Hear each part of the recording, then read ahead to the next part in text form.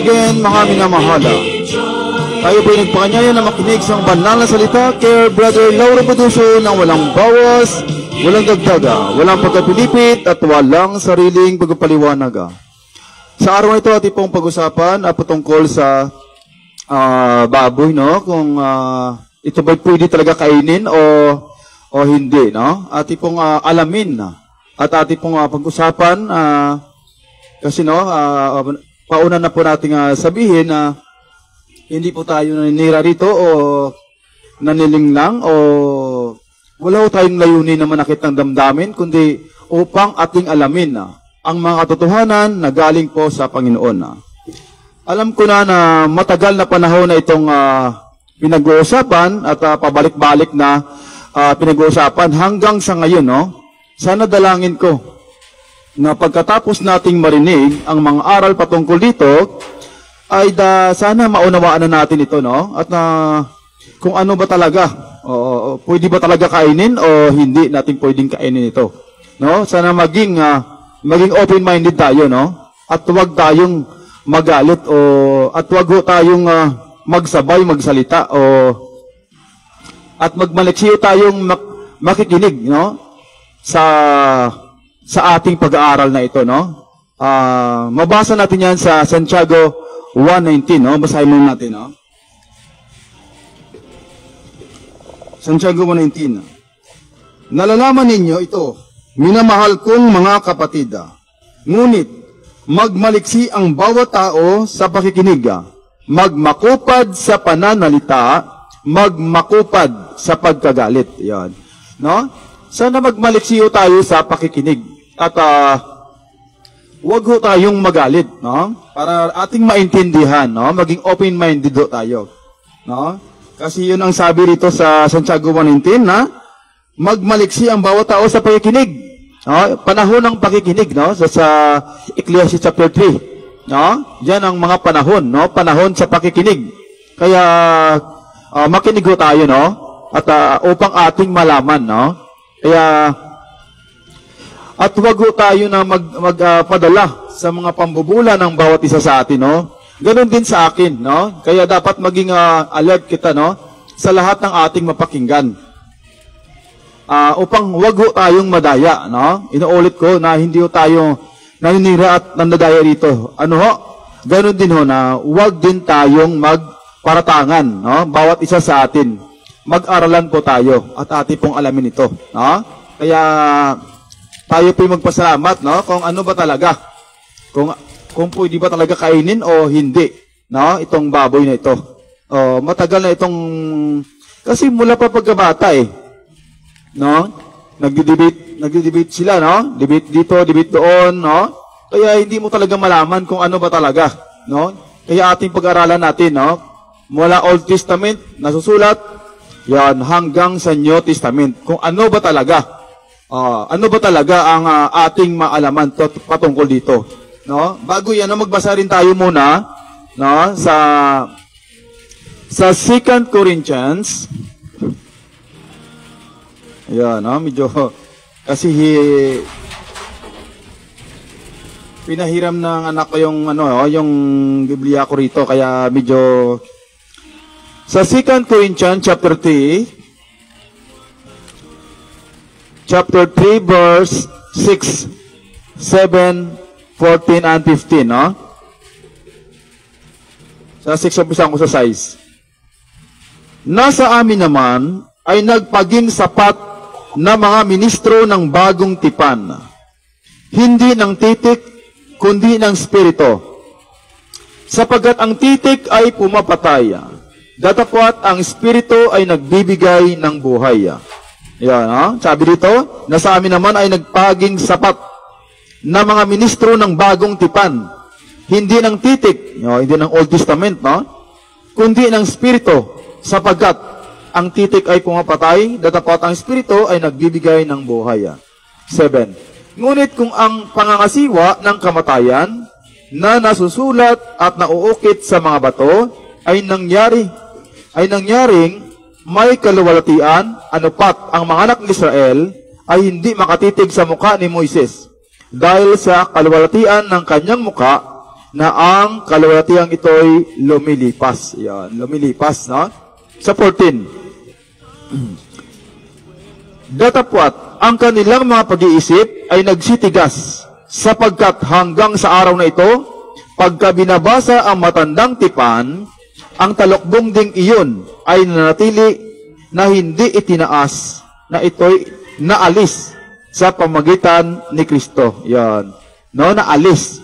Sabi niya dito, ulitin ko, datapwat ang kanilang mga pag-iisip ay nagsitigas, sapagkat hanggang sa araw na ito, pagka binabasa ang matandang tipan, yan, pagka binabasa ang matandang tipan, ang talokbong ding iyon ay nananatili, na hindi itinataas, na ito'y naalis, naalis, no? Sa pamagitan ni Kristo.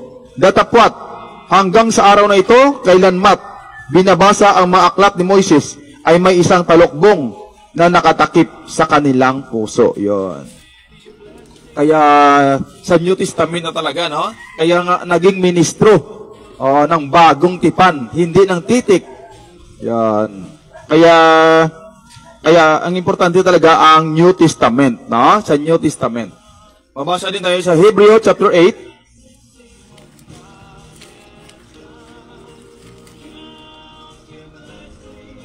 Sa Hebreo chapter 8 verse 6 to 8.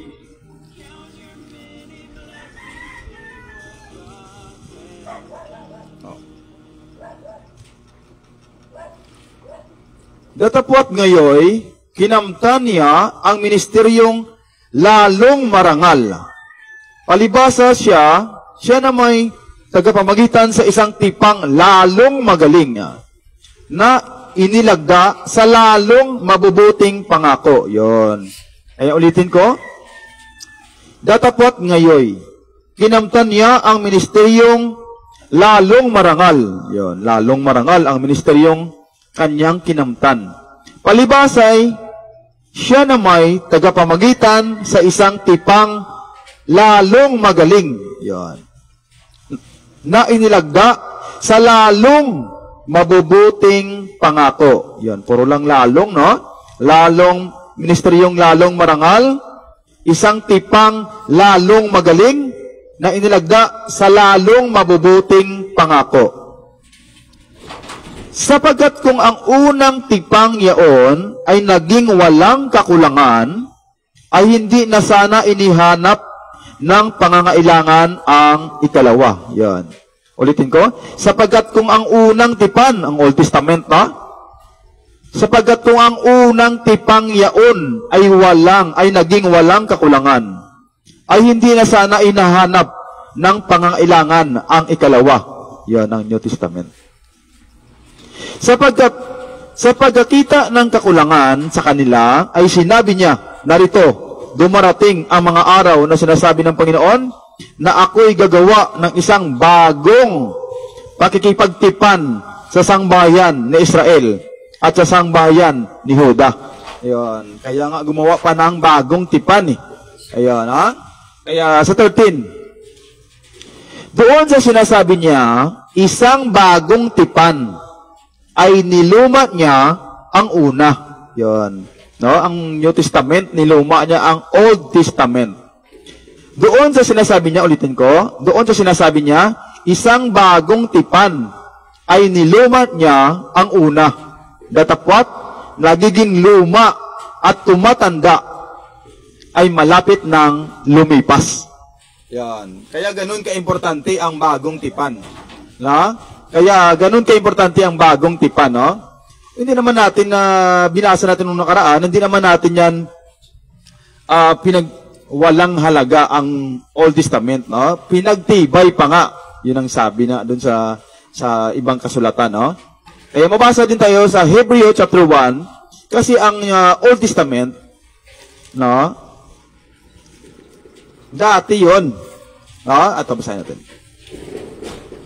Dahil nagsalita ang Diyos sa mga propeta noong panahong yaon. No? Ito basahin natin sa Hebreo chapter 1, verse 1, sa chapter 2. Ang Diyos na nagsalita ng unang panahon sa ating mga magulang, sa iba't ibang panahon at sa iba't ibang paraan, sa pamamagitan ng mga propeta. Yun, ng unang panahon. No? Sa Old Testament. Kaya nagsalita ang Diyos sa mga propeta. Sa dos. Kanino sa nagsalita? Sa dos. Ay nagsalita sa atin sa mga huling araw na ito sa pamamagitan ng kanyang anak na siyang itinalaga na tagapagmana ng lahat ng mga bagay na sa pamamagitan naman niya'y ginawa ang sanglibutan. Yan. Creator din si Kristo. Yan ang sabi rito. Ay nagsalita sa atin sa mga huling araw na ito. Yun ang Ama, no? Sa pamamagitan ng kanyang anak na siyang itinalaga na tagapagmana ng lahat ng mga bagay na sa pamamagitan naman niya'y ginawa ang sanglibutan. No? Yan, ha? Kaya nga sa Old Testament, nagsalita ang Diyos sa pamamagitan ng mga propeta. Pero sa New Testament, nagsalita ang amang Diyos sa pamamagitan ng kanyang anak. No? Kaya nga ang Old Testament, dito na tayo ngayon, no? Dito na tayo ngayon sa New Testament. Kasi lumilipas, no? At tumatanda. Yan, sa mga binasa natin kanina. Yan. Kaya ating basahin, no? Itong baboy na ito. Ano pang mga karumal-dumal na mga pagkain, no? Na mga hayop na hindi pwedeng kainin at saka pwedeng kainin. Ayan, no? Kaya mula Old Testament, pag-aralan natin yan hanggang New Testament. Ay hindi naman pwedeng Old Testament, papunta ng New Testament, tapos ibalik mo sa Old Testament. Hindi naman pwede ganun eh. Kaya mula Old Testament, papunta ng New Testament. Yan. Sa Deuteronomy, ayan ha, sa Deuteronomy chapter 15, verse 29.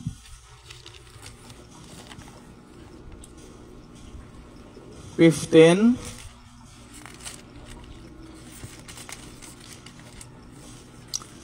29. Oh, excuse me. 23. Huwag mo lamang kakanin ang dugo niyaon. Yon, yung dugo, no, hindi pwedeng kainin.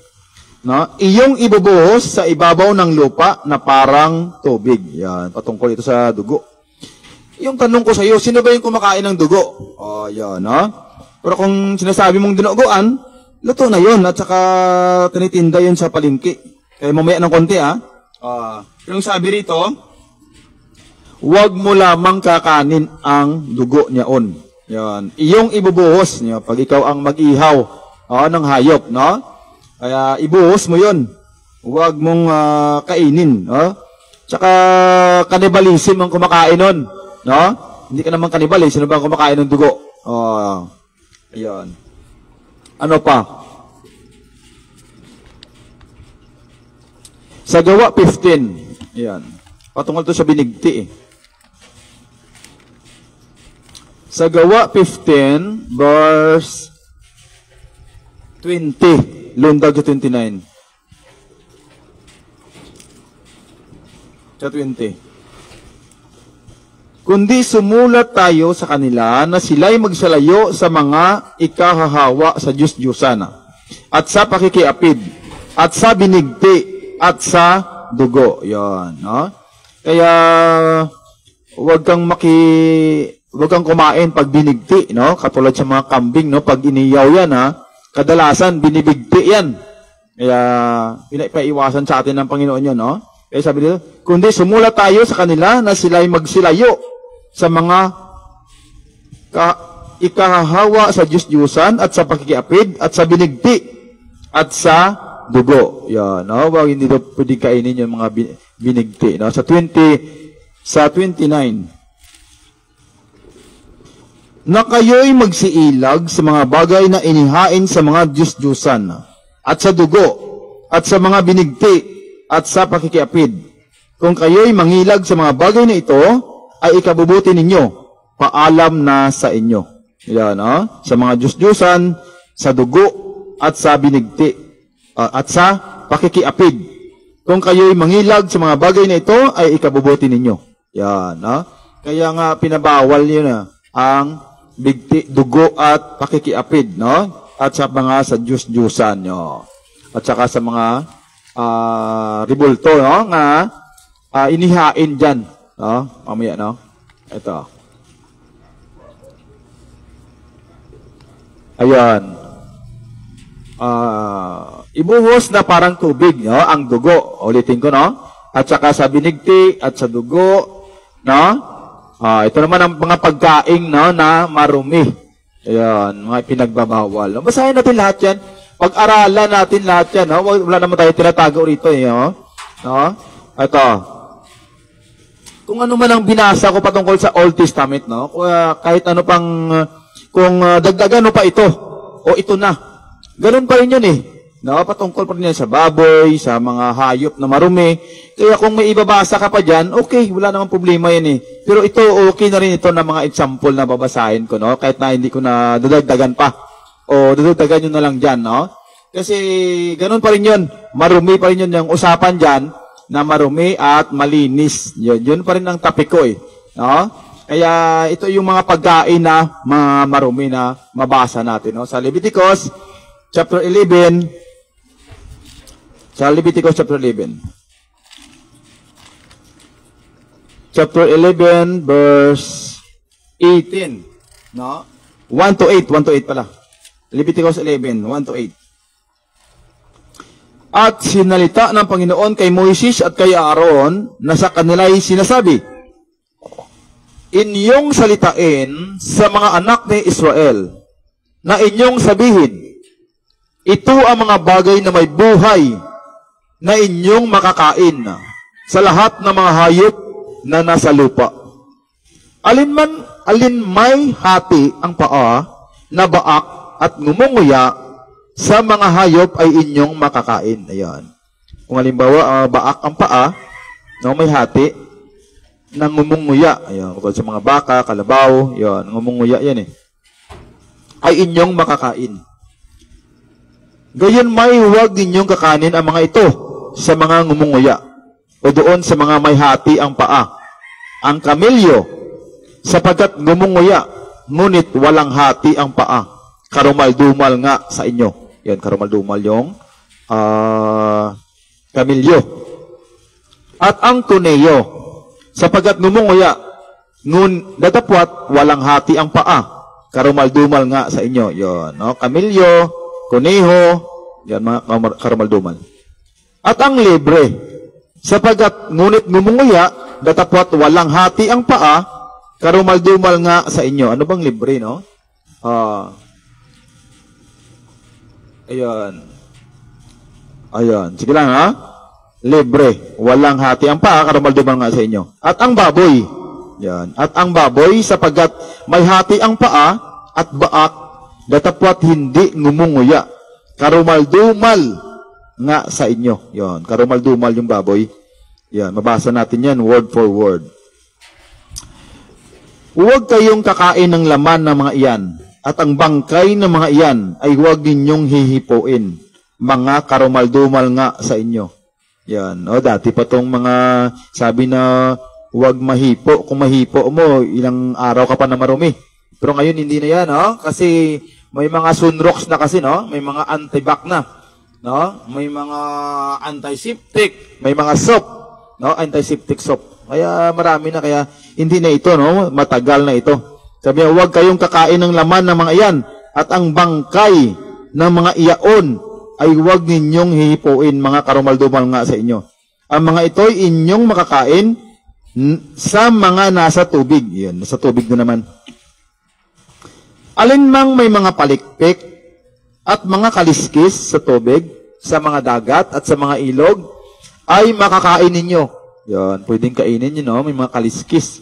At lahat na walang palikpik at kaliskis sa mga dagat at sa mga ilog at sa lahat ng mga gumagalaw sa tubig at sa lahat ng may buhay sa tubig ay pawang karumal-dumal nga sa inyo. Yan. Na? At mga walang palikpik at kaliskis sa dagat, sa mga dagat ay pawang karumal-dumal. Yan. Yan ang mga karumal-dumal. No? Yan.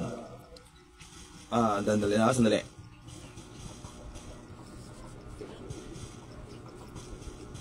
Yun, no? Mabasa natin yun. No? Sa 46. Lunag na tayo sa 46, no? Sa 46. Punta tayo sa 46. Ito ang kautusan tungkol sa hayop at sa ibon. Yan, ha? At sa lahat na may buhay na gumagalaw sa tubig. At sa lahat ng nilikha na umuusad sa ibabaw ng lupa. Yan. Yun ang kautusan. Sabi nito, ito ang kautusan tungkol sa hayop at sa ibon at sa lahat na may buhay na gumagalaw sa tubig.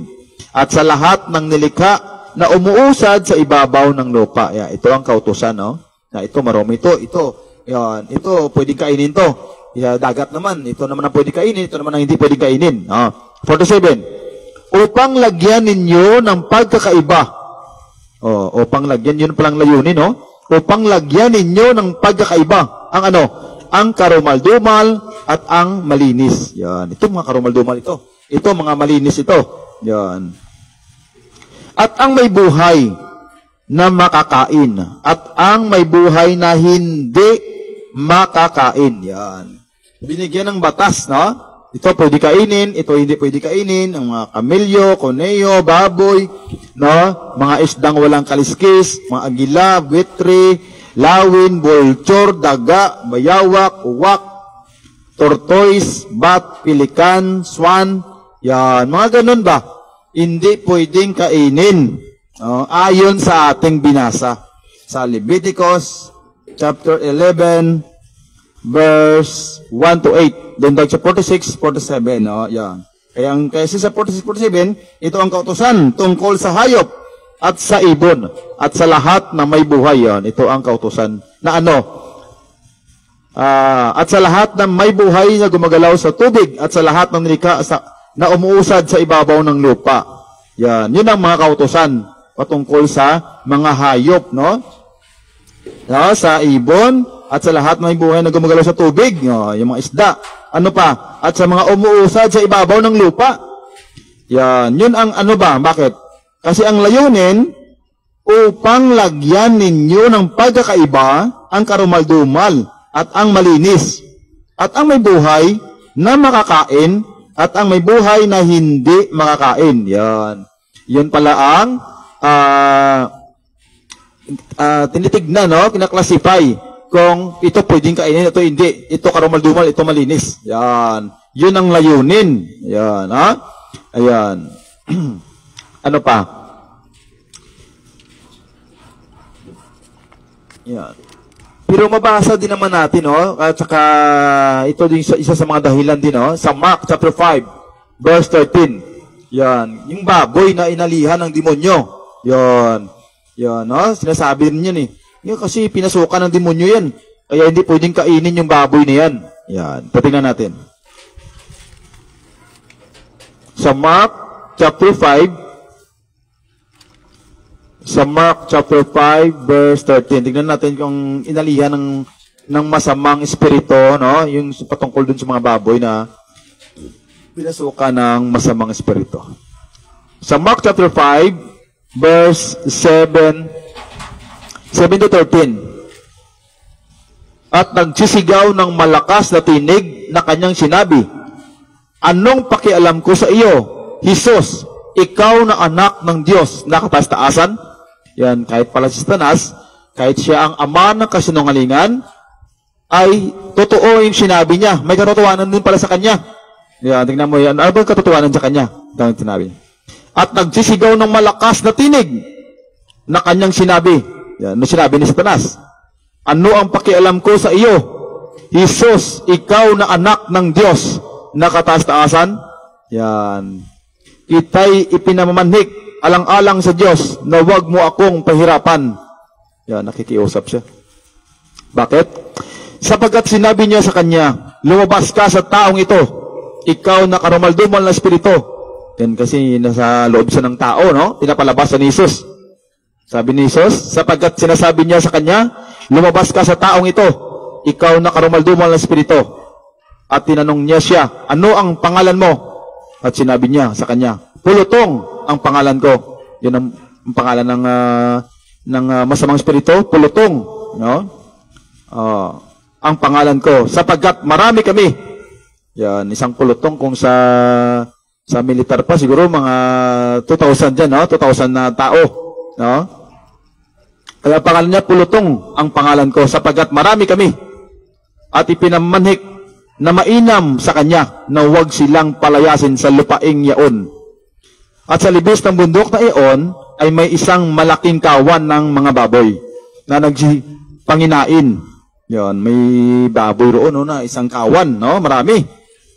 At nangamanhik sila sa kanya na nasipagsabi, paroonin mo kami sa mga baboy. Yan, nangamanhik, no, ang masamang espiritu, no? Na nagsasabi, paroonin mo kami sa mga baboy upang kami ay magsipasok sa kanila. Yan, kaya pumasok yung masamang espiritu dun sa mga baboy. At ipinahintulot niya sa kanila. At ang mga karumaldumal na espiritu ay nangagsilabas at nangagsipasok sa mga baboy. At ang kawan ay napadaluhong sa bangin hanggang sa dagat na sila'y may mga 2,000. Yan, 2,000 nga, oh. At sila'y nangalunod sa dagat. Yan, nalunod yun sa dagat, eh. Kaya wala na yun. No, kaya pag may nakita kang baboy, wala naman yung masamang espiritu na dyan, eh. Okay? Kasi yung mga baboy na inalihan doon, na lumabas sa tao at pumasok dun sa baboy ay, ang sabi rito, at ang kawan ay napadaluhong sa bangin hanggang sa dagat na sila'y may mga 2,000 at sila'y nangalunod sa dagat. Yan, nangalunod din sa dagat, eh. Kaya wag mong sabihin na may masamang espiritu yung baboy. Yan. Yung mga inalihan lang yun, pero nalunod din sila. Yan. No? Nangalunod sa dagat. Ano pa? Sa Isayas. Kaya baka sabihin mo, hindi ka kumakain ng baboy kasi may masamang espiritu. Yan. Hindi yun nalunod din sa dagat. Nahulog yun sa bangin. No? Wag mong irason yun. Mamaya pa, Mamaya pa ng konti. Sa Isaiah chapter 66, verse 15 to 18. Ayan. Sapagkat narito ang Panginoon ay darating na may apoy, at ang kanyang mga karo ay magiging parang ipo-ipo, upang igawad ang kanyang galit na may kapusukan, at ang kanyang saway na may ningas ng apoy. Ayan, grabe yun. No?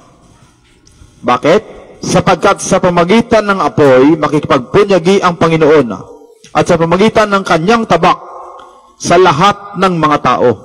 At ang mapapatay ng Panginoon ay magiging marami. Silang nangagpapakabanal at nangagpapakalinis na nagsiparoon sa mga halamanan, sa likuran ng isa sa gitna, na nagsikain ng laman ng baboy. Yan. At ng kasuklam-suklam at ng daga. Sila'y darating sa isang wakas na magkakasama. Yun ang kumakain ng mga baboy. Oh. Yung sabi rito, sabi sa silang nangagpakabanal at nangagpakalinis na nagsiparoon sa mga halamanan, sa likuran ng mga isa sa gitna, na nagsikain ng laman ng baboy at ng kasuklam-suklam at ng daga. Sila'y darating sa isang wakas na magkakasama, sabi ng Panginoon. Ayan. Sa 18, sapagkat kilala ko ang kanilang mga gawa at ang kanilang mga pag-iisip. Ang panahon ay dumarating na aking pipisanin ang lahat na bansa at ang mga may iba't ibang wika, at sila'y magsiparoon at mga kita ang aking kalawaltian. Mga kikita ang aking kalawaltian. Yan, no? Sa mga kumakain ng laman ng baboy yon. Kasi karumal-dumal yun noon, eh. No? Karumal-dumal. No? Ito mga binabasa natin sa Old Testament, no? Mga karumal-dumal, no? Binabasa natin lahat yan, no? Hindi natin tinatago yan. No? No, halimbawa, no? Dito sa, kasi Old Testament pa ito, no? Sa Leviticus. Mamaya ng kunti, baka maya-maya ay sinasabi ko. Magbasa din tayo, papunta tayo doon. Papunta tayo doon sa kay Kristo, no? Sa aral ni Kristo, di ba? Kanina binasa natin 'yan, no? Na doon sa 2 Corinthians 3, chapter 3, verse 6-7, no? Dapat maging ministro ng bagong tipan, no? Hindi ng titik, no? At saka doon sa Hebrew chapter 8, verse 6 to 8 and 13, no? Old Testament ay malapit nang lilipas, no? Mabuting, lalong mabuting, yun, no? Sa Hebrew chapter 8, verse 6 to 8. At saka, ano pa? Sa Leviticus chapter 17, no? Sa Leviticus. Chapter 17,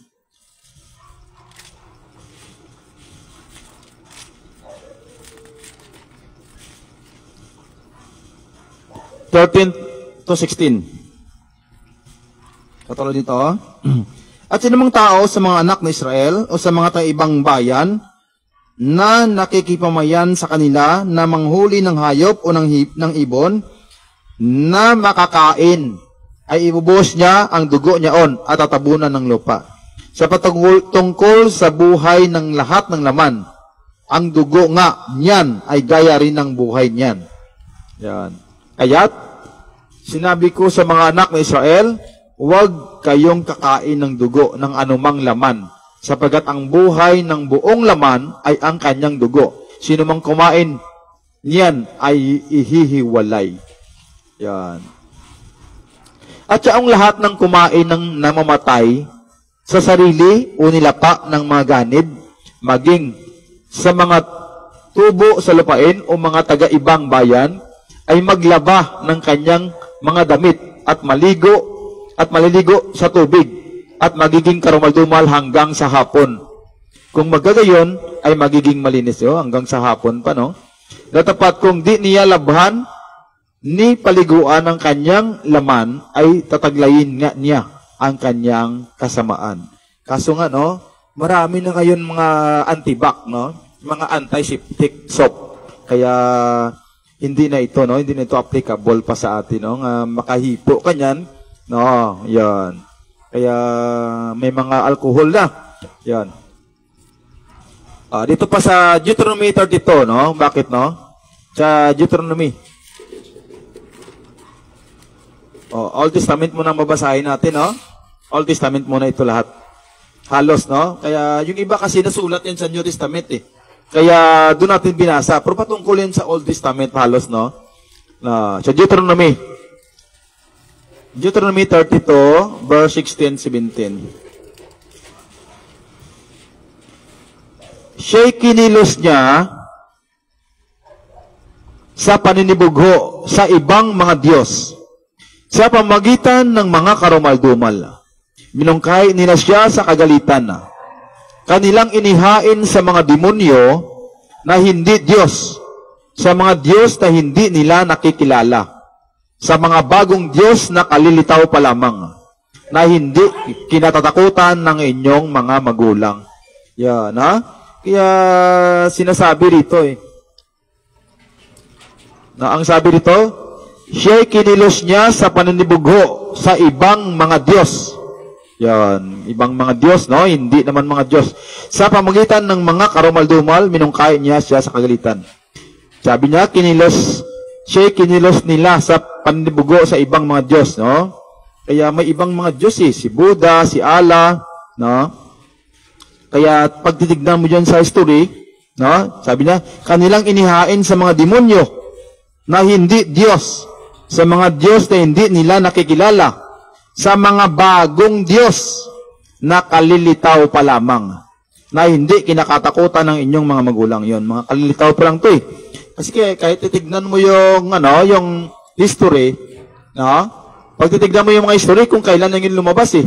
Yan, kung kailan lang ito lumabas. Kayo na lang mag-alam niyo, no? Kung kailan, siguro mga 50, mga ganun siguro, no? BC. Kung di ko magkamali, no? Kaya, tignan nyo na lang dyan sa history, no? Patungkol dito na. Sabi rito, siya'y kinilos nila sa paninibugho sa ibang mga Diyos. Sa pamagitan ng mga karumaldumal, minungkay nila siya sa kagalitan. Kanilang inihain sa mga demonyo na hindi Diyos, sa mga Diyos na hindi nila nakikilala, sa mga bagong Diyos na kalilitaw pa lamang. Yan. No, kalilitaw pa lang yan. Kailan lang yan, no? May umpisa yan, eh. No? Kasi yung Diyos na dito sa Biblia, Walang pasimula, walang wakas. Yan, no? Kaya, ano pa? Sa 1 Corinthians, yan. Sa 1 Corinthians chapter 10, verse 18 to 21. Tingnan ninyo ang Israel na ayon sa laman. Ang mga nagsikain baga ng mga hain ay wala kayang pakipagkaisa sa dambana. Yan. No, kung kumakain ka sa, no, kung kinakain mo ang mga hain yan sa mga Diyos-Diyosan, ang sabi dito, hindi ka, ay wala kayang pakipag-isa sa dambana. Ano aking sinasabi? Na ang hain baga sa mga Diyos-Diyosan ay may kabuluhan? O ang Diyos-Diyosan ay may kabuluhan?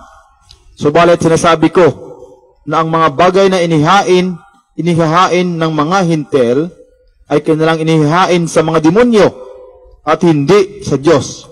Yan, kinahain mo yun, no? Nakipista ka dun sa kung kani-kaninong mga Diyos-Diyosan, no? Pista ni ganito, pista ni ganyan, no? Kaya hindi inihain yan sa Diyos, kundi sa mga demonyo. At di ko ibig na kayo'y magkaroon ng pakipagkaisa sa mga demonyo. Hindi ninyo maiinuman ang saro ng Panginoon at ang saro ng mga demonyo. Kayo'y hindi maaaring makisalo sa dulang ng Panginoon at sa dulang ng mga demonyo. O minumungkahi baga natin sa panlibugo ang Panginoon, tayo bagay lalong malakas kaysa Kanya. Yun. 23. Lahat ng mga bagay ay matuwid, ngunit hindi ang lahat ng mga bagay ay nararapat. Yan.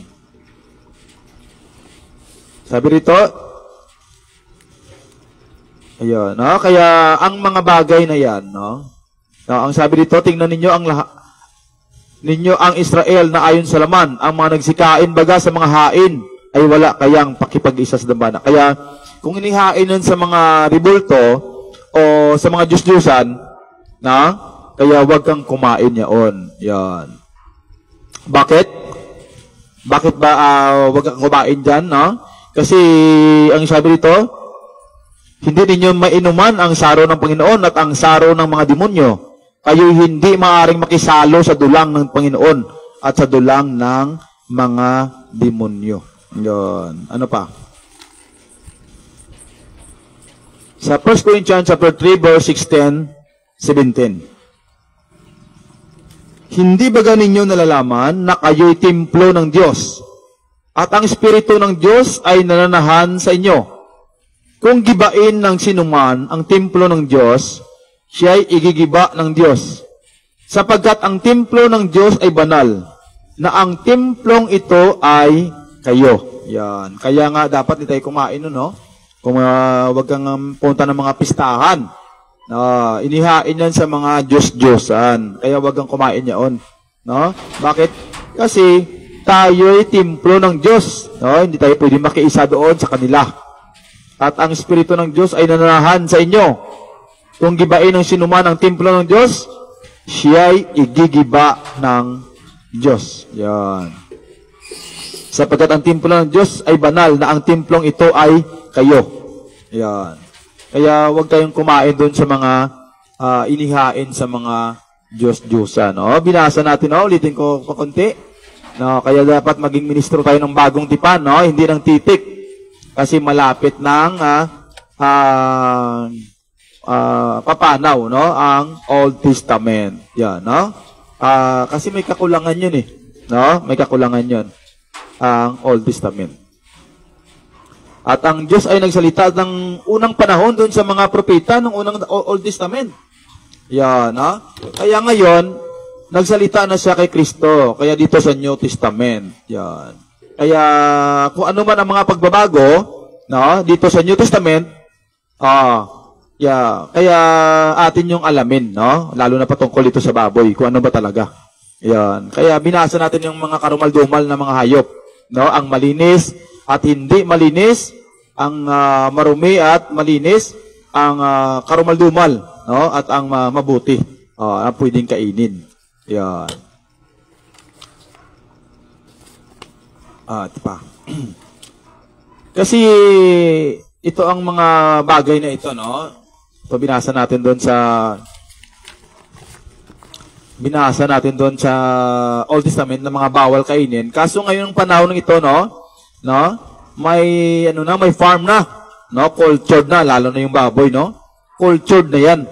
Yan. Kaya malinis na yung pagpalaki sa kanya. Pero hindi pa yun, ha? No? Sandali lang, no? Sandali lang, ha? Huwag ka munang mag-react, ha? No? Malinis na yung pagpalaki sa kanya, cultured na siya, no? Well-bred na siya, no? Kaya nga doon sa slaughterhouse, no? Hindi pwede sa bahay-bahay. No? Bakit?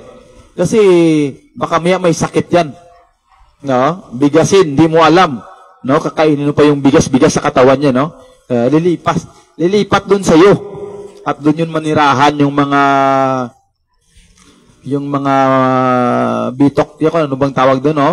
Yung mga maruming bagay na nasa katawan ng baboy na yon, no? Kaya hindi pwedeng kainin yon, no? Pero doon sa slaughterhouse, may tatak yan, no? May tatak yan.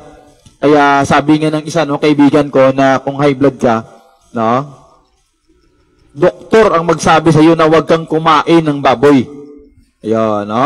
Pero ang nagtatak din yun, baboy, kung din yun ang nagtatak doon sa baboy, no? Doktor din yun, no? Veterinary doctor. Yan. No? Sa DOH din yan sa Department of Health din yan na ang baboy ay tatakan niya dahil healthy din yung baboy na pwedeng kainin. Yan, no? Kaya kung hindi naman nararapat sa iyo, hindi yung nararapat sa iyo, pero wag mong ipagbawal, no? Pamamaya na konti, no? Basahin natin yan ng basahin, no? Sa New Testament. Kasi kanina binasa natin sa Old Testament. Ayun, no? Kaya binasa natin yon. Mamaya na konti yung mga comment natin, ha? Doon na lang ako sasagot doon sa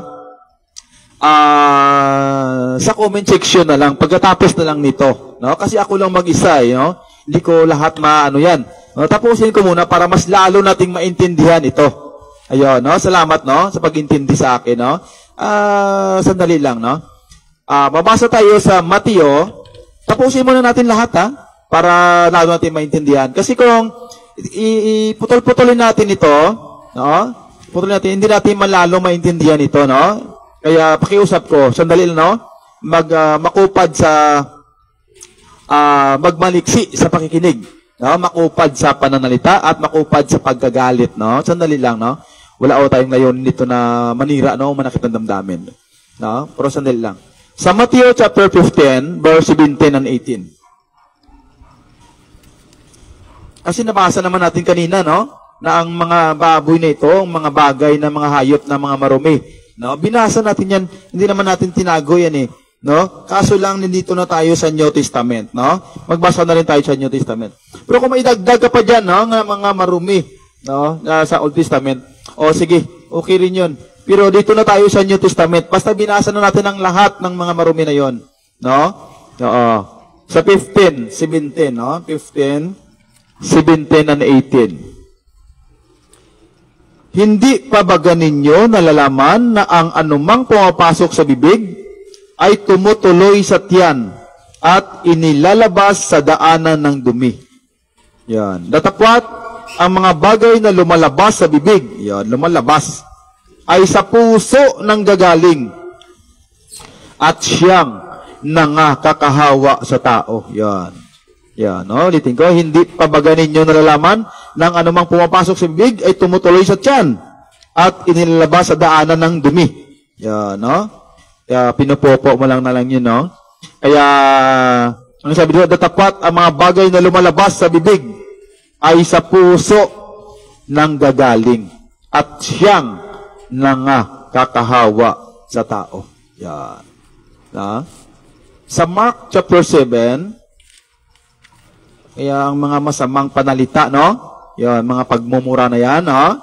Kaya yun ang makakasama. Yan, hindi yung pagkain, no? Kung yan ay, mamaya na konti. Mamaya na konti. Chapter 7, verse 19 to 23. Sapagkat hindi pumapasok sa kanyang puso. Yan, hindi pumapasok yung pagkain na yan, Sapagkat hindi pumapasok sa kanyang puso, kundi sa kanyang tiyan, at lumalabas sa dakong daanan ng dumi, Sa salitang ito'y nililinis niya ang lahat ng pagkain. Yan. Sa salitang ito'y nililinis niya ang lahat ng pagkain. At sinabi niya, mamaya na konti mamaya mga konti ang reaction kaya relax lang, no? At sinabi niya, ang lumalabas sa tao, yaon ang nakakahawa sa tao.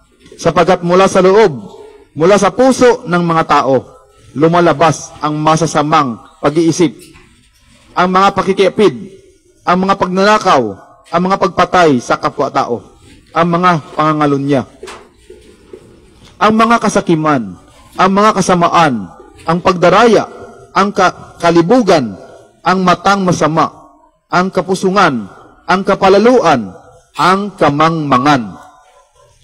Ang lahat ng masasamang bagay na ito ay sa loob nagsisipang galing at nangakakahawa sa tao. Yon. Yun pala ang nakapanghawa sa tao. Kasi ang pagkain, no, kung malinis nga naman pagkain na yon, no, kung nilinis na ng Diyos, yung pagkain na yon na kinain mo, hindi naman nakakahawa yun eh. Hindi nakakahawa yan sa tao, no? Sabi dito, sapagkat hindi pumapasok sa kanyang puso, kundi sa kanyang tiyan, at lumalabas sa dakong daanan ng dumi. Sa salitang ito'y, nililinis niya ang lahat ng pagkain. Yan. Kung nilinis na yun ng Diyos, no, na pagkain, no, hindi yun nakakahawa. Hindi yun nakakahawa sa tao. Ayun. Ano pa? Sa Roma 14, sa Roma chapter 14, verse 17. 14:17 lundag sa 20:21. Sapagkat ang kaharian ng Diyos ay hindi ang pagkain at pag-iinom, kundi ang katwiran at ang kapayapaan at ang kagalakan sa Espiritu Santo. Ulitin ko, sapagkat ang kaharian ng Diyos ay hindi ang pagkain at ang pag-iinom, kundi ang katwiran at ang kapayapaan. Yan, dapat maging mapayapa tayo doon, lalo na sa mga katwiran, pagpangatwiran, Kaya, at ang kagalakan sa Espiritu Santo. Sa 20, huwag mong sirain ang gawa ng Diyos dahil sa pagkain. Tunay na ang lahat ng mga bagay ay malilinis. Gayunman, ay masama sa tao ang kumakain ng laban sa kanyang budhi, no? Laban sa konsensya mo. Ano kaya ito, no? Halimbawa, no? Kumakain ka, pero iniisip mo, baka naman aso to. Ayun, baka pusa ito. Ayun. Kaya kung ganyan lang naman ang isip mo, huwag ka lang kumain. No, mamaya na konti, no? At saka, ito pa. Sa 21, mabuti ang huwag kumain ng lamangkati, ni uminom ng alak, ni gumawa ng anuman na katitisuran ng iyong kapatid. Kaya huwag ka lang kumain, no? Kung matisod na naman yung iyong kapatid. Yan. 23. Ngunit ang nag-aalinlangan ay hinahatulan kung kumakain, sapagkat hindi siya kumakain sa pananampalataya. At ang anumang hindi sa pananampalataya ay kasalanan. Yan. Kaya kung di ka naman ng palataya na pwede mo itong kainin, na sabi mo, okay to, thank you Lord, no? Ay pag-pray mo yan, maging malinis yan, sa biyaya ni Lord. Pero sandali lang, no? Huwag ka munang mag-comment, no? Ibig sabihin na, relax lang muna, no? Huwag mong turuan mo na yung sarili mo, na isirado mo yung isip mo, no? Patapusin mo muna, no? Patapusin mo muna, saka ka mag-conclude din yung sarili mo dyan, no? Sandali lang, no? Pinapatibay pa natin yan, no? Pinag-aralan muna natin mabuti yan, no? Ito pa. Sa 1 Corinthians chapter 8, verse 1. Ngayon, tungkol sa mga bagay na inihain sa mga Diyos-Diyusan, nalalaman natin na tayong lahat ay may kaalaman. Ang kaalaman ay nagpapapalalo. Ngunit, ang pag-ibig ay nagpapatibay. Yan. Tungkol sa mga bagay na inihain sa mga Diyos-Diyusan. Nalalaman natin na tayong lahat ay may kaalaman. Yan, may kaalaman ka na dyan patungkol dyan sa mga Diyos-Diyusan na yan. No? Ang kaalaman ay nagpapalalo. Ayun. Kasi kahit na may alam ka pa, no, magiging palalo ka kung wala kang pag-ibig. Ayun, no? Ngunit ang pag-ibig ay nagpapatibay, no? Kung ang layunin mo lang naman, no, halimbawa sa akin ito, pinag-aralan natin ito, no? Kung ang layunin mo lang naman, dahil alam mo ito, tapos ang layunin mo ay para ipahiya lang yung iba, yon, magiging palalo ka. Yon. Pero kung may pag-ibig ka, para ipaalam yon, ipaabot sa inyo yung mga katotohanan ito, no? Na wala kang itinatago. Binabasa mo rin, no? Binabasa mo mula Old Testament hanggang sa New Testament. Yon, na may pag-ibig. Yan, ang sabi rito, ulitin ko, ngayon tungkol sa mga bagay na inihain sa mga Diyos-Diyusan, nalalaman natin na tayong lahat ay may kaalaman. Ang kaalaman, yan, ay nagpapapalalo. Yan, magiging palalo ka. Kahit marami ka pang alam, yan, kung pinagtatawanan mo yung iba, yan, dahil mali yung iba, o yan, no, nagkamali sila sa mga topic na mga iba, no? Halimbawa dito sinabi, na ang kaalaman ay nagpapapalalo, ngunit ang pag-ibig ay nagpapatibay. Yan. Kung ang layunin mo para makaalam ng katotohanan upang tayo'y magkaroon ng kaalaman patungkol sa Panginoon. Yan. Kung yun ang layunin mo, no? Kaya maging sa kabutihan ng sa ating lahat na tayo pa'y magtulong-tulong upang ating alamin ang mga katotohanan na galing po sa Panginoon, no? Sa 13, kaya, kung ang pagkain ay nakakapagpapatisod sa aking kapatid, kailanman ay hindi ako kakain ng lamang kati. Anong layunin? Upang ako'y huwag makapagpapatisod sa aking kapatid. Yan. Kaya kung makapagpapatisod na naman sa kanya, huwag ka nalang kumain. Yan, no? Kasi, halimbawa sa pistahan yan, no? Sa mga Diyos-Diyusan yan, iniahain yan. Kaya huwag ka nalang kumain, no? Baka maya-maya makita ka ng mga kapatiran mo dyan, matisod pa sila sa iyo. Yon. Ito, basahin natin, no? Kasi, tignan natin kung ang mga, ito, sa Books of Acts, no? Sa Acts chapter 10. Chapter 10, verse 9 to 16. Yan. Nang kinabukasan nga, tignan mo ito kung tao ito, kung hayop ito, kung hayop ito o tao ito. Tignan mo, kasi yung iba kasi binabaliktad-baliktad eh. Kaya makinig ka mabuti, no? Titignan mo mabuti, no? Makinig ka, no? Kasi yung iba naman, pag binasa mo hayop, sabihin tao yan, no? Pag sinabing, sige, basahin na lang natin, no? Nang kinabukasan nga, samantalang sila'y patuloy sa kanilang paglalakad, at nang malapit na sa bayan, si Pedro ay umakyat sa ibabaw ng bahay upang manalangin nang may oras na ika-6. Susana yan?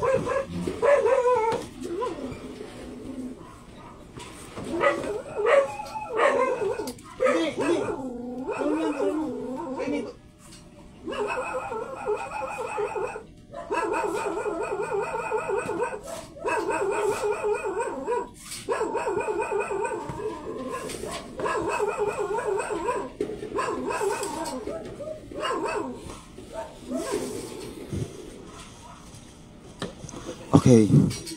Praise the Lord. Ulitin ko yung pagbasa, no? Sa Acts chapter 10, verse 9 to 16. Nang kinabukasan nga, samantalang sila'y patuloy sa kanilang paglalakad, at nang malapit na sa bayan, si Pedro ay umakyat sa ibabaw ng bahay upang manalangin. Upang manalangin nang may oras na ika-6. At siya'y nagutom. Tignan mo yan, nagutom siya. At nagnais kumain. Yan, nagutom siya. at nagnais kumain. Datapwat samantalang naghahanda sila, habang naghahanda pa, no? Naghahanda sila, no? Na siguro maghapunan, no? Ay nawalan siya ng diwa. Yan. Nagutom at nagnais kumain. Tignan mo yan. At ay nawalan siya ng diwa. At nakita niyang bukas ang langit. Yan. No? Habang nawalan siya ng diwa, nakita niyang bukas ang langit. At ano? At may isang sisidlang bumababa. Gaya ng isang malapad na kumot na nakabitin sa 4 na panulok na bumababa sa lupa. Yan, sabi nila tao yan eh. Yan, mamaya Sabi rito, ulitin ko sa 11, at nakita niyang bukas ang langit at may isang sisidlang bumababa gaya ng isang malapad na kumot na nakabitin sa 4 na panulok na bumababa sa lupa. 12. Na dooy naroroon ang lahat ng uri ng mga hayop. Lahat ng mga uri ng hayop na may 4 na paa. At ang mga nagsigapang sa lupa. At ang mga ibon sa langit. Yan, tao daw ito. No? Sabi ng iba. Yan. Pero pakinggan mo ulit. Ulitin ko 12. Na dooy naroon ang lahat ng uri ng mga hayop na may 4 na paa at ang mga nagsigapang sa lupa at ang mga ibon sa langit. Ayun, hayop to mga to. Bakit sabihin niya tao? Pero mamaya ng konti mamaya ng konti. 13. Basahin natin ang patungkol naman sa tao mamaya. Diretso ko lang to Diretso ko rin naman to, hindi ko naman itatago yun No? So 13. At dumating sa kanya ang isang tinig. Ayun, dumating ang isang tinig. Magtindig ka, Pedro, magpatay ka, at kumain. Paano mo sabihin tao yan? Inutusan siya ng Panginoon na magpatay ka at kumain. Paano mo sabihin tao yan? Itong mga ito, sa 12, na dooy naroon ang lahat ng uri ng mga hayop na may 4 na paa, at ang mga nagsigapang sa lupa, at ang mga ibon sa langit. Yan. At dumating sa kanya ang isang tinig. Magtindig ka, Pedro, magpatay ka, at kumain. Yan. 14. Datapat sinabi ni Pedro, hindi maaari, Panginoon. Yan. Bakit? Sapagkat kailan may hindi ako kumain ng anumang bagay na marumi at karumal-dumal. Yan. Kaya hindi naman kasi kumakain talaga yung mga Hudyo ng mga marumi. No? Binasa natin doon sa Old Testament kanina. No? Na hindi yan kinakain. No? Hindi yan kinakain. No? Mga marumi yan. Yan. Mga karumal-dumal yan. Marumi na at karumal-dumal pa. No? 15. At muling dumating sa kanya ang tinig sa ikalawa. Ang nilinis ng Diyos ay huwag mong ipalagay na marumi. Sinabihan siya ng Panginoon. Anong sinabi ng Panginoon sa kanya ay pangalawa? Ang nilinis ng Diyos ay huwag mong ipalagay na marumi. 16. At ito'y nangyari makatlo. At pagdakay binatak sa langit ang sisidlan. Tatlo sa sinabihan. Ang nilinis ng Diyos ay huwag mong iwaring marumi. Huwag mong ipalagay na marumi. Yan. Basahin natin ulit, ulitin natin. Sa Gawa, chapter 10, verse 9 to 16. Nang kinabukasan nga, samantalang sila'y patuloy sa kanilang paglalakad, at nang malapit na sa bayan, si Pedro ay umakyat sa ibabaw ng bahay upang manalangin ng may oras na ika-6. At siya'y nagutom at nagnais kumain. Datapwat, samantalang naghahanda sila, ay nawalan siya ng diwa. At nakita niyang bukas ang langit. At may isang sisidlang bumababa na gaya ng isang malapad na kumot na nakabitin sa 4 na panulok na bumababa sa lupa. Na dooy naroroon ang lahat ng uri ng mga hayop na may 4 na paa at ang mga nagsigapang sa lupa at ang mga ibon sa langit. Yan, mga hayop yan. No, wag mo sabihin tao yan. No, mga hayop yan. Kaya nga sinabi na doon naroon ang lahat ng uri ng mga hayop na may 4 na paa at ang mga nagsigapang sa lupa at ang mga ibon sa langit. Yan, at dumating sa kanya ang isang tinig. Magtindig ka, Pedro. Magpatay ka. Yan, paano mo sabihin tao yan? Ang sabi rito, magpatay ka. Hindi pwede ma-apply yan sa tao. No, hindi applicable yan sa tao kung sabihin mo sa tao ito. Kaya yung sabi rito, magpatay ka at kumain. Dapat sinabi ni Pedro, hindi maaari, Panginoon, sapagkat kailanmay hindi ako kumakain ng anumang bagay na marumi. Tungkol to sa pagkain eh. Hindi to tungkol sa tao. Mamaya basahin natin tungkol sa tao dito sa dulo. No? Iba naman to. Pero ito tungkol to sa pagkain. Tungkol ito sa mga hayop. No? Na dati marumi. No? Tingnan natin. Dapat sinabi ni Pedro, hindi maaari, Panginoon, sapagkat kailan may hindi ako kumain ng anumang bagay na marumi at karumal-dumal. Yun sinabi ni Pedro. Yan. At muling dumating sa kanya ang tinig na ikalawa, ang nilinis ng Diyos. Yung sinabihan siya na, hasta hanggang sa 4. Huwag mong ipalagay na marumi. At ito'y nangyaring makaitlo at pagdakay binatak sa langit ang sisidlan. Yan. Kaya ang sabi sa 17, ito na, tao na ito. Ito, tao na ito.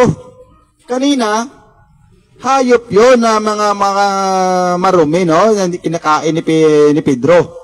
Pero ito yung karugtong niya, iba na to.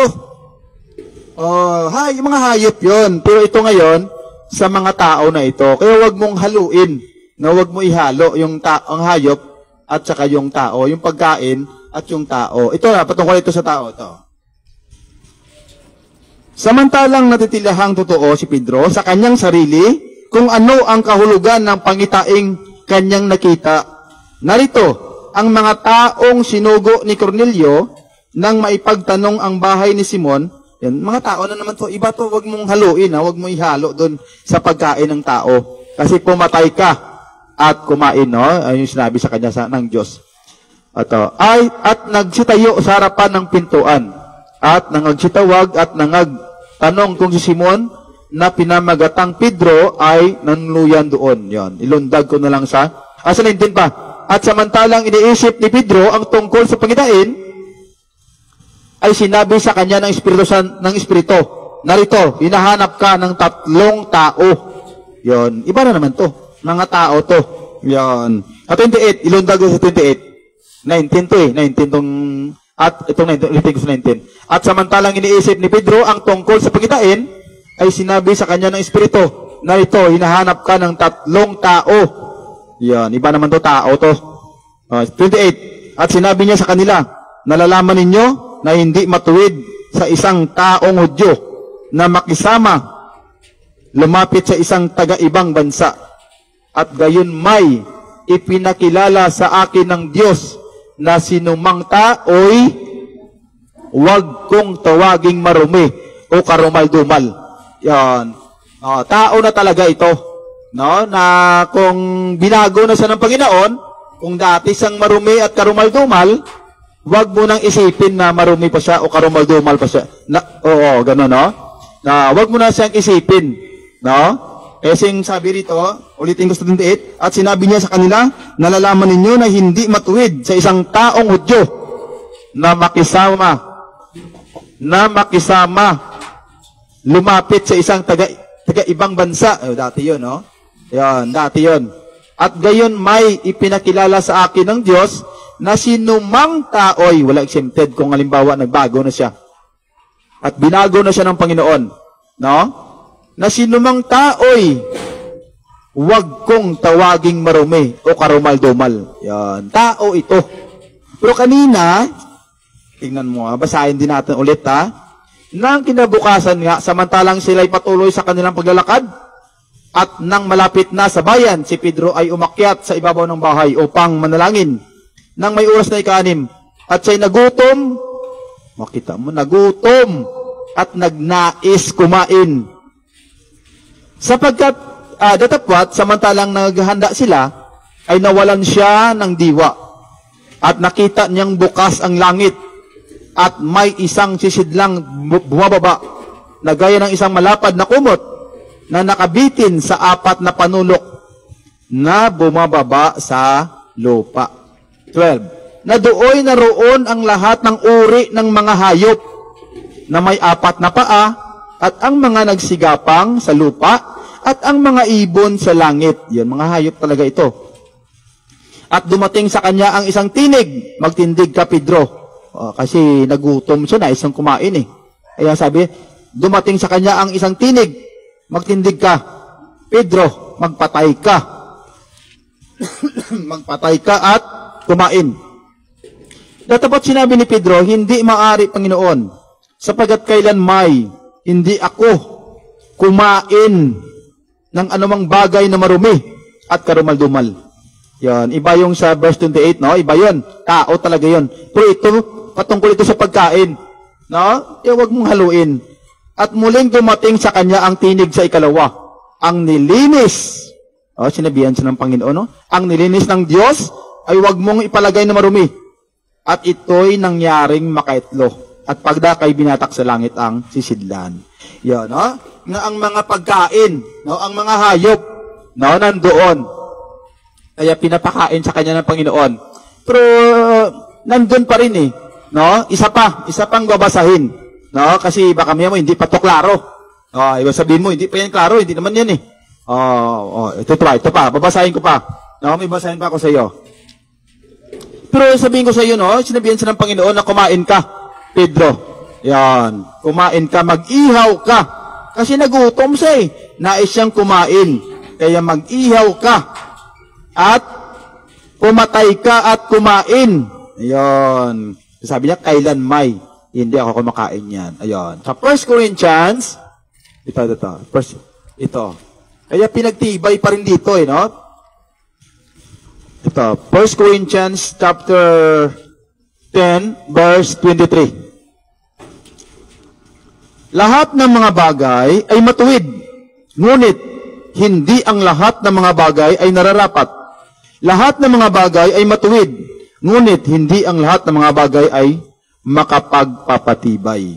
Yan. 25. Lahat ng ipinagbibili sa pamilihan ay kanin ninyo. Yan ang sabi rito. Lahat ng ipinagbibili sa pamilihan ay kanin ninyo. Yan. Kaya kung ano man ang mga pinagbibili sa palengke, pwede mong kainin yun. Yan. Lahat. Yan, pwede mong kainin. Kaya sabi rin, lahat ng ipinagbibili sa pamilihan ay kanin ninyo at huwag kayong magsipagtanong ng anuman dahilan sa budhi. Ayun. Kaya lahat, no? Ang tanong ko sa iyo, binibinta ba doon yung baboy? Kung binibinta, pwede kainin yun. Yung aso, hindi naman binibinta yun eh. Yan. Binibinta din yun. Sabi ng isa, binibinta yun, baboy ang aso eh. Sa black market yun, bawal yun. Pinagbawal yun. Hindi, tinataka ng doktor yun. Bawal yun. Ayan. Pero ang lahat, kasi ang sabi sa 23, lahat ng mga bagay ay matuwid. Ngunit hindi ang lahat ng mga bagay ay nararapat yun. Hindi mararapat eh, matuwid yung aso, no, na mga hayop na yan. Pero, hindi nararapat yan, kainin. Kasi hindi yan binibinta sa palengke. Yung mga pusa, yung mga kubra na yan, yung mga elepante, hindi yan tinitinda sa palengke, no? Sa black market siguro yan, no? Kaya, huwag natin kainin yan. Sabi rito, lahat ng mga bagay ay matuwid. Ngunit, hindi ang lahat ng mga bagay ay nararapat. Kaya hindi nararapat kainin yan, no? Ang hindi tinitinda sa palengke. Lahat ng mga bagay ay matuwid, ngunit hindi ang lahat ng mga bagay ay makapagpapatibay. 25. Lahat ng mga pinagbibili sa pamilihan ay kanin ninyo. Lahat, Kaya kung ano man lang mga tinitinda yan sa palengke, no? Kaya pwede mong kainin yan, no? Kaya hindi naman sinasabi ito na pamilihan ng mga Hudyo ito. Kasi kung pamilihan ng mga Hudyo ito, hindi yan binibinta yung baboy. Hindi naman yan kalagay eh. In general speaking to, hindi na kinaklasify kung market ng Hudyo ito o market ng Hintil ito. Wala na yan dyan sinabi. Basta ang sinabi rito na ang lahat ng ipinagbibili sa pamilihan ay kanin ninyo at huwag nang magtanong ng anuman dahilan sa konsensya, no? Sa budhi. Kaya lahat yan pwede kainin yan. Basta, yun ba, di ba kanina, doon kay Pedro, na pinapakain sa kanya, yun, no? Kaya mas lalo pinagtibay rito, na ang lahat na mga pinagbibili sa pamilihan ay kanin ninyo. Kaya kung ano lang ang pinagbibili doon sa kumot na yun na nakita ni Pedro, kung ano lang mga pinagbibili doon, dito sa pamilihan, yan lang ang kanin, yan lang ang pwedeng kainin. No? Huwag ka nang magtanong, no? Na ito marumi ito malinis ito. Kasi tinataka na yan eh. Siguro kung tinutukoy mo, yung mga sa bahay-bahay. No? Kasi hindi mo alam kung may sakit o wala. Kung may bird flu yan. Kung anong mga sakit yan. No? Hindi natin alam. Hindi naman tayo doktor eh. Kaya yun ang pinagbawal. Pero kung nandun sa slaughterhouse, makita ng doktor yan, alam niya yan kasi pinag-aralan niya yan eh. Kung makakasama sa tao yan o hindi. Kaya ang sinasabi nga rito na kasi yung mga sa bahay-bahay, hindi naman yan nilagay doon sa slaughterhouse eh. Kaya mahirap yan. Baka maya pag kinain mo yan, ma-poison ka pa dyan. Yan. Kaya kung ano man ang lahat na ipinagbibili sa pamilihan ay kanin ninyo. At huwag kayong magsipagtanong ng anumang dahilan sa budhi. Kaya pwedeng kainin yan. Basta naitinda yan sa palengke. Yan, no? Kaya kung may high blood ka, yan, o may arthritis ka, yan, sabihin ng doktor sa'yo, no? Na huwag kang kumain muna ng baboy, huwag kang muna kumain ng ganito. Yan. Kaya yun ang sinasabi sa 23. Lahat ng mga bagay ay matuwid. Ayan. Matuwid kainin yan kasi natinda yan sa palengke. Kaso, para sa'yo, matuwid dapat yan. Ngunit, hindi ang lahat ng mga bagay ay nararapat. Hindi pa nararapat sa'yo eh. Kasi may sakit ka eh. Yan. Pero hindi yun bawal. Sa iyo lang. Oo, kasi hindi nararapat sa'yo. Kasi may sakit ka, may arthritis ka, may high blood ka, o ano pa may sakit. Kasi kahit hindi ka kumakain ng baboy, may high blood ka pa rin eh. Bakit? Di ba? Hindi naman yung sinasabi na kumakain ka. Yan, no? Kaya ang sabi sa 27, huwag ka lang kumain kung, ito, 27, kung kayo'y aanyayahan ng isang hindi sumasampalataya, at ibig ninyong pumaroon, ang anumang ihain sa inyo ay kanin ninyo. At huwag kayong magsipagtanong ng anuman dahilan sa budhi. Yan, no? Huwag ka na magtanong. No, dahilan sa budhi. Ayan, sandali lang.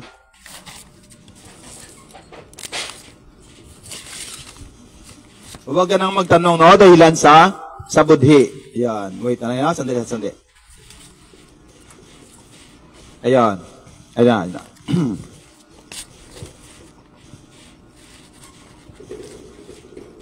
27. Kung kayo iaanyayahan ng isang hindi sumasampalataya, at ibig ninyong kumaroon, ang anumang ihain sa inyo ay kanin ninyo. At huwag kayong magsipagtanong ng anuman dahilan sa budhi, sa konsensya mo. Datapwat. Yan.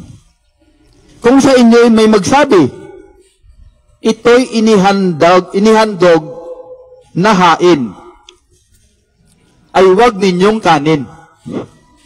Dahilan doon sa nagpahayag at dahilan sa budhi. Budhi. Sinasabi ko, hindi ang inyong sarili, kundi ang sa iba. Sapagkat, bakit hatulan ang kalayaan ng budhi ng iba? Ayan. Kung nakikisalo ako na may pagpasalamat, bakit ako'y aalipustahin ng dahil sa aking ipinagpapasalamat? Yan. 31. Kaya, kung kayo'y nagsikain man, o nagsiinuman, o anuman ang inyong ginagawa, gawin ninyo ang lahat sa ikaluwalhati ng Diyos. Huwag kayong magbigay ng dahilang ikatitisod sa mga Hudyo. Sa mga Hudyo man, sa mga Griego man, o sa iglesia man ng Diyos. Yan. Huwag ka na lang kumain, no? Kung halimbawa sa ikatitisod ng mga Hudyo, Griego, o iglesia man ng Diyos. Yan. Naggaya ko din naman na sa lahat ng mga bagay ay nagbibigay lugod ako sa lahat ng mga tao, na hindi ko hinahanap ang aking sariling kapakinabangan, kundi ang sa marami. Anong layunin? Upang sila'y mga ligtas. Yan. Kaya, ang lahat ng, ang sabi rito, ulitin ko sa 25, lahat ng ipinagbibili sa pamilihan ay kanin ninyo, at huwag kayong magsipagtanong ng anuman dahilan sa budhi. Kaya kung itong baboy na ito, kung tinitinda ito sa palengke at tinatakan ito ng doktor, pwede mong kainin ito ayon sa ating binasa. Yan, no? Pero huwag mo kainin ng baboy na ibinibinta dyan sa tabi-tabi lang, na hindi yan tinatakan ng doktor. Baka may sakit yan, no? Yun ang sabi ng iba pag kumain kayo ng baboy, mapunta kayo sa impyerno. Quote and unquote, no? Quote and unquote, no? Sabi nila. Pero, in general speaking, no? Wala naman yan na-classify na kung ito'y tindahan ng Hudyo o ng Hintil. Dahil kung Hudyo, siyempre, hindi na tinitinda yung baboy, no? Kasi sa Hintil. Pero general speaking ito, no? Tungkol ito sa mga Kristiyano, no? Na ang lahat ng mga bagay, no? Ang lahat ng ipinagbibili, hindi ng bagay, no? Hindi ng bagay.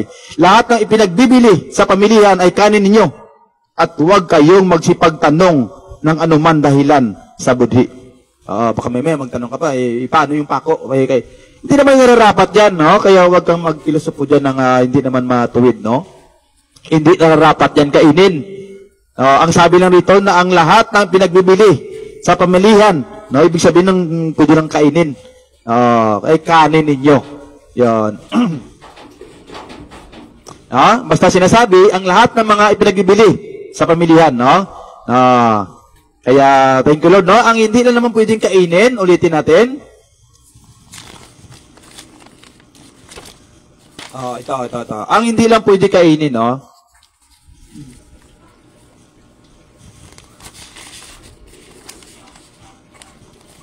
Ayan.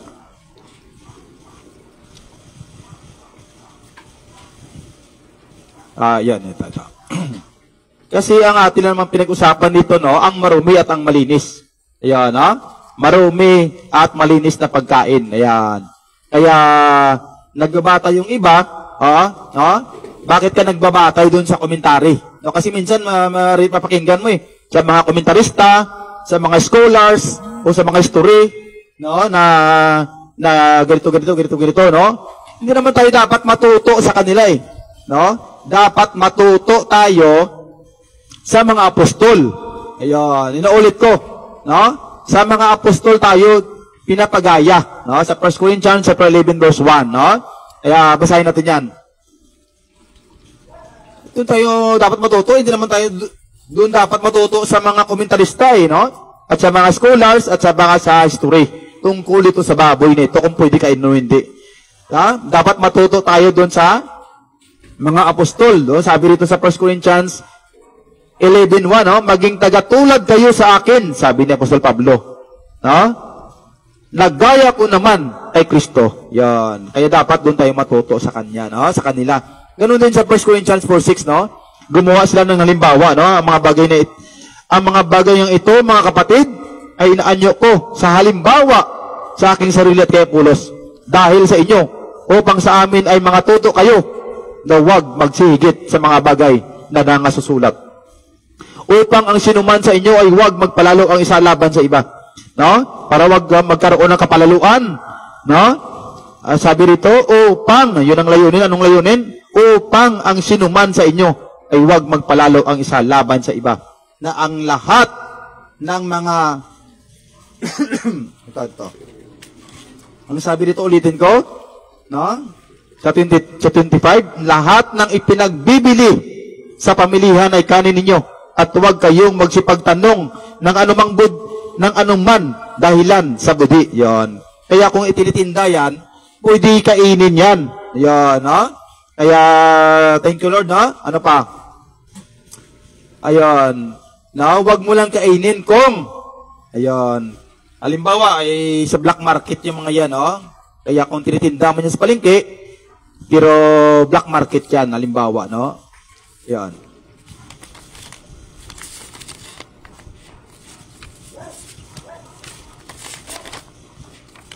Ayan, ito. Ano lang bang hindi dapat kainin, no? Ang mga hindi dapat kainin.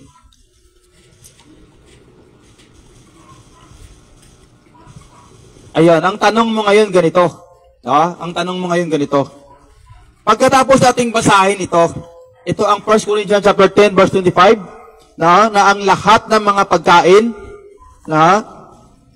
ito, basahin ulitin ko, lahat ng pinagbibili sa pamilya ay kanin ninyo, at huwag kayong magsipagtanong anuman dahilan sa budhi. Lahat.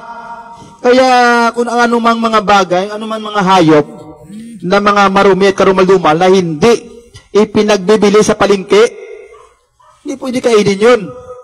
Yun, hindi pwede kainin yun. Kasi sabi nga dito na ang lahat ng ipinagbibili, yun ang pwede kainin.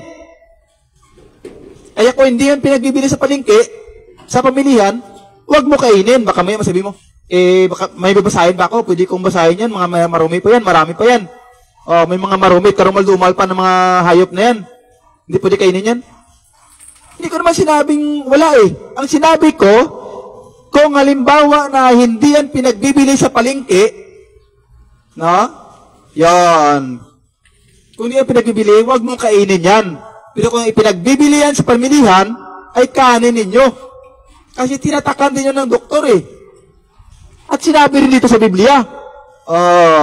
Yan, ha? Kaya,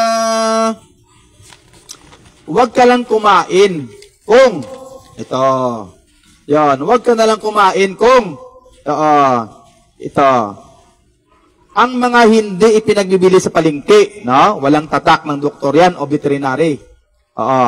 Kung pinagbibili man sa palengke, yun ay sa black market, hindi yun, pinagbawal yun. Bawal yun. No? Kasi walang tatak ng doktor yun eh. Kasi halimbawa, aso, no? Hindi yun pwede tatakan ng doktor yun. Yun, ahas, pusa, yun, hindi pwede tatakan ng doktor. Kahit sino mang doktor hindi magtatak yan kasi lason yan. Ayan, yan. Ayun ang mga hindi pwede kainin. Ano pa? Sa verse, 1 Corinthians 10:28. Yan, 28. Datapat kung sa inyo may magsabi, ito inihandog na hain. Sa mga Diyos-Diyusan, hain sa mga Diyos-Diyusan. Huwag ka rin kumain, huwag mo rin kainin yan. Sa verse 31, gawin ninyo kung sa ikalawahati ng Diyos. Yan, to. Sa 31, kaya kung kayo'y nagsikain man o nagsiinom man, o anuman ang inyong ginagawa, gawin ninyo ang lahat sa ikalawahati ng Diyos. Paano kung hindi sa ikalawahati ng Diyos? Kaya huwag ka nang kumain, no? Kung hindi naman sa ikalawahati ng Diyos, huwag ka na lang kumain, no? Bakit halimbawa, magulo ang lugar, no? Marami nagiinuman. Kaya huwag ka na lang kumain dyan kasi makita ka dyan ng mga brotherhood mo, no? Kaya matisod pa sa iyong tao. Yun, sabi no, tinan mo, sa doon, no? Nakisama sa doon, no? Yun. Kaya, yung sabi rito sa 31, kaya, kung kayo'y nagsikain man, o nagsiinom man, o anuman ang inyong ginagawa, gawin ninyo ang lahat sa ikaluluwalhati ng Diyos. Paano kung hindi sa ikaluluwalhati ng Diyos? Kasi magulo nga ang lugar, no? At marami nagiinuman. Huwag ka na lang dyan. Kaya hindi maluwalhati ang Diyos dyan, no? Huwag ka lang kumain. Ano pa? Sa 32, no? Huwag ka lang kumain kung sa ikatitisod ng mga Hudyo at Griego. 32, huwag kayong magbigay ng dahilang ikatitisod sa mga Hudyo, man sa Griego man, o sa iglesia man ng Diyos. Kaya kung matisod sila dyan sa iyo, dahil nandyan ka, kasama nila, mga pista na yan, no? Kasi ang sabi ng Panginoon doon, may basa ka, na aking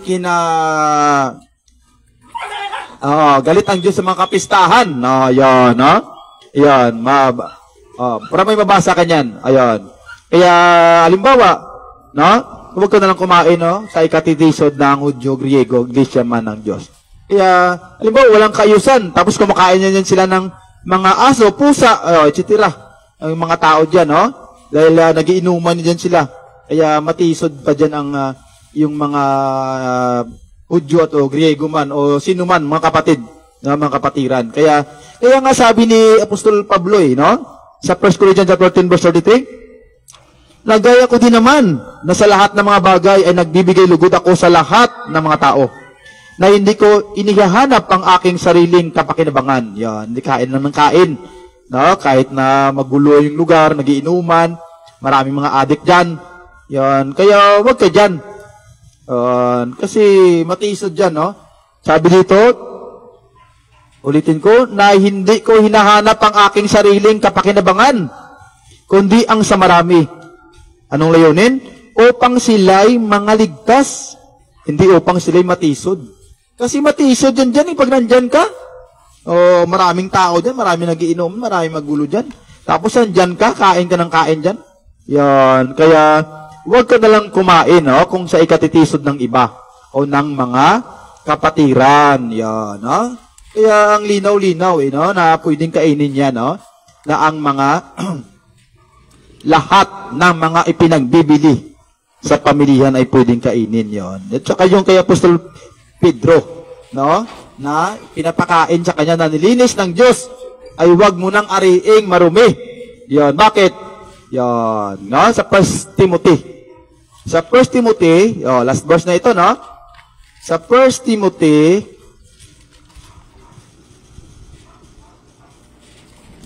chapter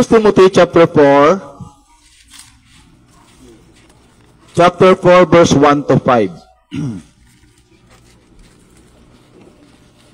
Ngunit, hayag na sinasabi ng Espiritu na sa mga huling panahon, ang iba'y magsisitalikod sa pananampalataya at mga kikinig sa mga espiritong mapanghikayat at sa mga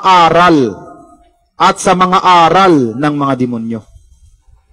Sa pamagitan ng pagpaimbabaw ng mga tao na pagsalita ng mga kasinungalingan na hiniruhan ang kanilang mga sariling budhi na waring bakal na nagbabaga.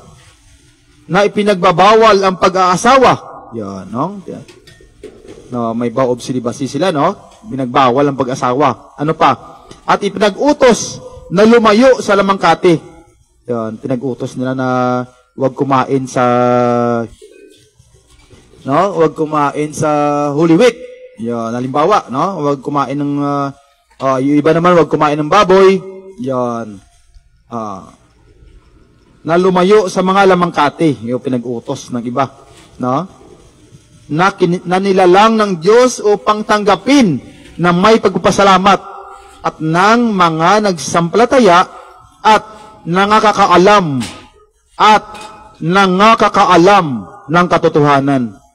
Sapagkat ang bawat nilalang ng Diyos ay mabuti at walang anumang nararapat na itakwil kung tinatanggap na may pagpapasalamat. Sapagkat pinakababanal sa pamagitan ng salita ng Diyos at ng panalangin. Yan. Kaya, ganun yun, no? Kaya, ulitin natin, sa 1 Timothy chapter 4, verse 1 to 5. Ngunit hayag na sinasabi ng Espiritu na sa mga huling panahon, ang iba'y magsisitalikod sa panampalataya at mga kikinig sa mga espiritong mapanghikayat at sa mga aral ng mga demonyo. Anong mga aral ng mga demonyo? Sa pamagitan ng pagpaimbabaw ng mga tao na nagsipagsalita ng mga kasinungalingan na hiniruan ang kanilang mga sariling budhi na waring bakal na nagbabaga. No, mga aral ng mga demonyo. No, ano 'yon? Na ipinagbabawal ang pag-asawa at ipinag-uutos na lumayo sa mga lamangkati. Ayun. Na nilalang ng Diyos. 'Yon. Upang tanggapin na may pagpapasalamat ng mga nagsampalataya at nangakakaalam ng katotohanan. 'Yon. Kaya dapat magpasalamat, pasalamatan mo sa Panginoon, no? Na nilinis na yan ng Panginoon, no? At nangakakaalam. Alam mo na yan eh. Nalaman mo na ngayon, no? Kung dati hindi mo alam, ngayon alam mo na. Sapagkat ang bawat nilalang ng Diyos ay mabuti. Yan. At walang anumang nararapat na itakwil kung tinatanggap na may pagpapasalamat. Yan. Sapagkat ipinakababanal sa pamagitan ng salita ng Diyos at ng panalangin. Yan. Yan. Kaya thank you Lord, no? Napakabuti ng Panginoon sa ating mga pag-aaral, no? Kasi yung mga kinakain na yan, pupunta lang naman sa tiyan yan at labas yan eh. Yun, hindi naman yun ang kaharian ng Diyos tungkol dyan eh. Tungkol sa pagkain, tungkol sa mga inumin. Kaya ating pasalamatan ng Panginoon, no, na ang lahat, dun po tungkol kay Pedro, na ang mga hayop na marumi, no, pinapakain dun sa kay Pedro. Mag-ihaw ka at kumain, no? Huwag kang maniwala na tao yun. Kasi pumatay ka eh, na ang lahat ng mga hayop, no, at mga ibon, ay sabi ng Panginoon, no, at nilinis ng Diyos, 3 beses sinabihan, ha, ay huwag mo nang ariin. Kasi sabi niya, hindi ako kumakain kailanman, ng marumi. Kaya sinasabihin siya ng Panginoon, 3 beses, ang nilinis ng Diyos ay huwag mo nang ariing marumi. Ang nilinis ng Diyos ay huwag mo nang ariing marumi. Pumatay ka at kumain.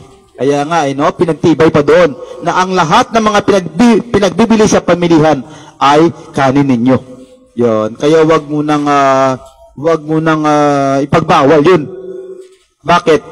Binasa natin sa 1 Timothy, no? Chapter 4 na aral yan ng mga demonyo. Ayon sa Biblia. No, ayon sa ating binasa. So, salamat sa Panginoon, no? At tayo po'y nakapag-aral patungkol dito, no? Harinawa, sa sunod na naman, no? Kasi salamat sa Panginoon na kahit ako lang mag-isa, no? Ating pong napag-aralan, no? Ang patungkol dito na dati, no Old Testament, pinagbawal talaga yon, no? Pinagbawal talaga yon. Kaya thank you Lord, no? Thank you Lord na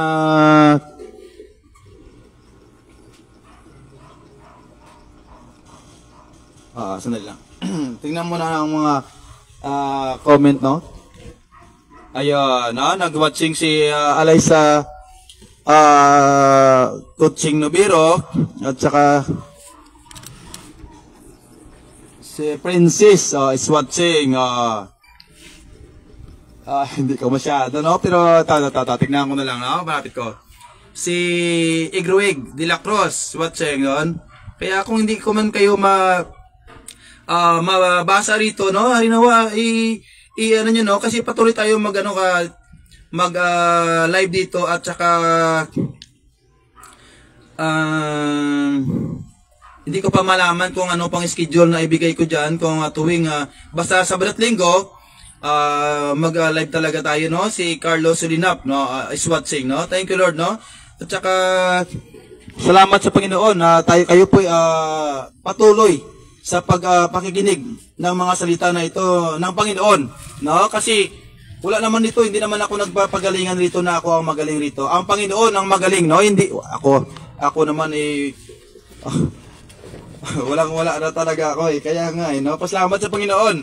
Thank you Lord. Salamat sa Panginoon. Yun ang masabi ko, no? Kaya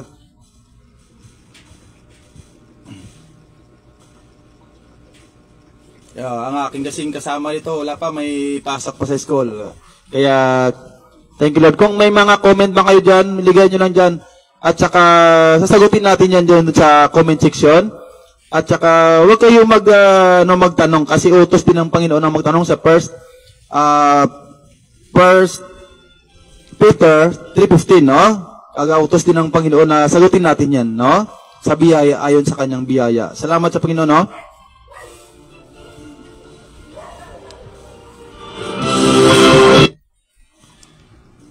So we just say thank you for your presence tonight.